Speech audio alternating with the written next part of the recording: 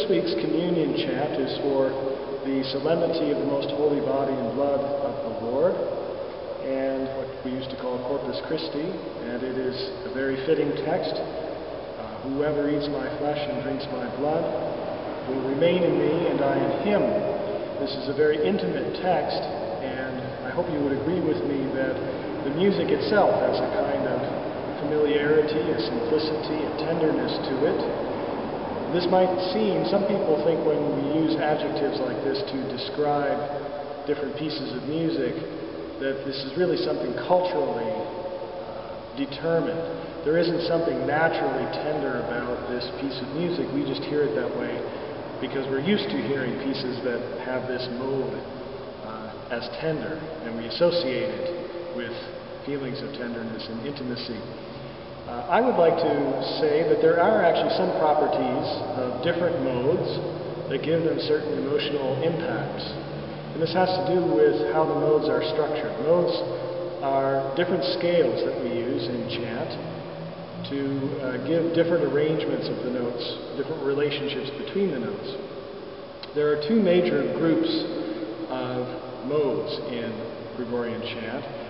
One is called authentic and the other is called plagal.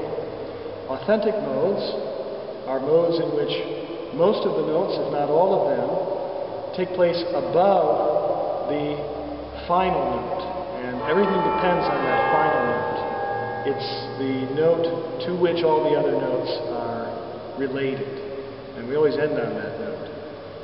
In plagal modes, the final note is actually in the middle. There are notes below it, and there are notes above it. And to give you an idea of this, I'd like to sing just a piece of this week's communion chant, the last part of it, and I in him. I'm going to sing just the final note and hold it. You'll hear that the other three brothers are going to be singing below and above at different points in this short phrase.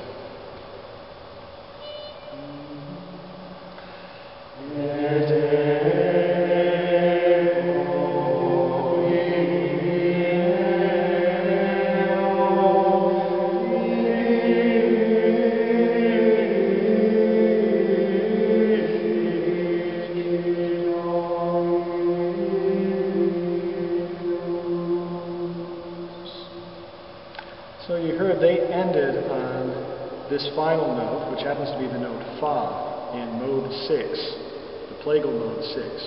You don't have to worry about the numbers and all that.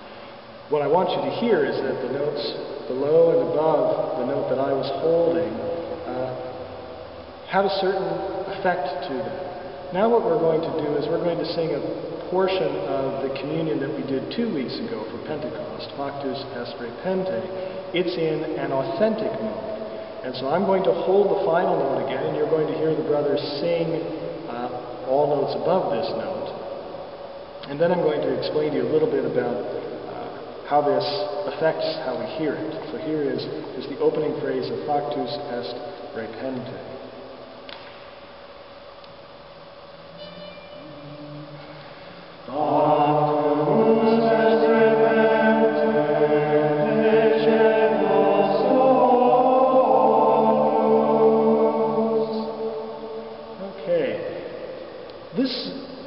These authentic modes tend to be more energetic, and this is just a simple property of the voice. Most human beings have a comfortable range of singing that's about 8 notes from top to bottom.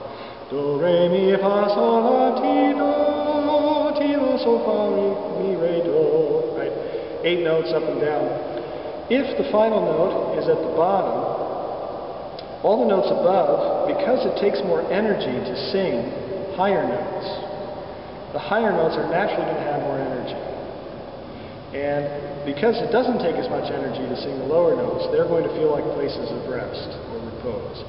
Now, in an authentic mode, the lowest note is the place of repose. That's a very natural thing. But then the higher and farther away from it we get, the more energy we need to articulate those notes. On the other hand, if the final note is in the middle of our range and we want to give the effect that it is a place of rest, we're not going to sing it quite as loud. And so in the middle of our range, instead of having sort of medium energy, we're going to have low energy. And this will have a kind of effect on all the notes. They're going to tend to be less energetic. And there's going to be more focus on this sort of center part of our voices, which will give more of a feeling of introspection, maybe a kind of intensity of inner focus and reflection. Whereas, in the last 2 weeks, when we sang Factus est repente and Data est mihi, they were both very public texts, dealing with all the apostles and their commission to go out into the world. And so there's a kind of declamatory, energetic feeling. There's Christ triumphant. Here in this week's communion, qui manducat, we have this plagal mode, where things are more introspective because we go sort of lower in our range, and we go not too far away from the final note on the highest note. So we're going to sing the entire thing now once more for you, qui manducat carnem meum.